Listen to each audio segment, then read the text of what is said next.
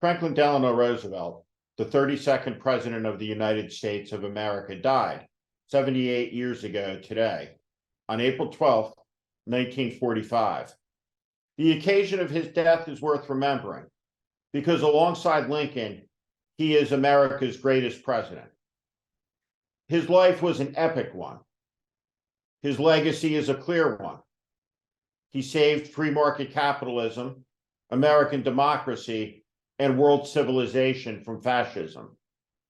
Franklin Roosevelt is the architect of the world that we live in today. He was the visionary who saw past the colonial era. He was the person who saw the collective security arrangements of organizations like NATO that have helped prevent World War III. He was in favor of globalized free trade. He was a champion of freedom, human rights, and human dignity. The United Nations was his idea. The Declaration of Human Rights was his idea. Franklin Delano Roosevelt was unequal in the history of the United States as a political genius. He was 51 years old when he took office in 1933. The country was in the state of a profound economic crisis. America's banking system was at the edge of failure.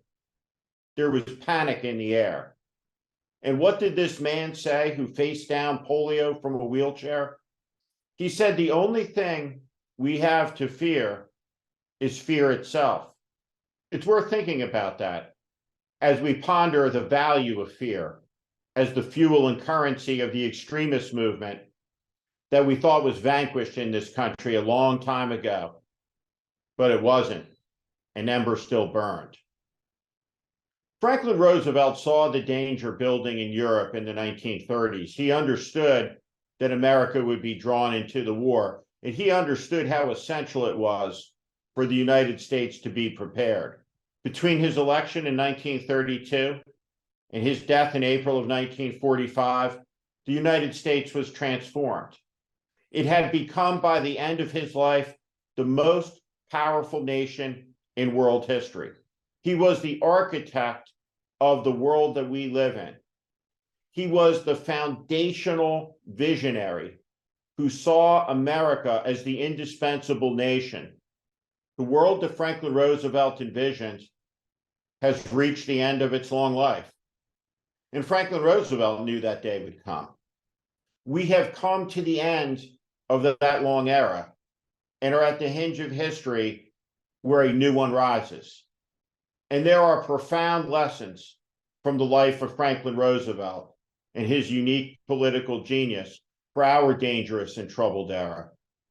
He was a man of conviction. He was a man of politics. He was controversial. He was courageous. He was principled. He was a singular figure in the history of this country. He was simply known in those days as the president. Winston Churchill, when he died, ably described him as a great champion of freedom. What a legacy to have. When we think about the smallness of American politics today, it makes us nostalgic for figures like Franklin Roosevelt. But Franklin Roosevelt was unique because he was an American who suffered, who persevered, and overcame. All around us are examples of goodness and decency and genius. We need them to find their way to American politics again. We need leaders of the caliber of Franklin Roosevelt. We need leaders who have the courage to say, in a world filled with fear, the only thing we have to fear is fear itself.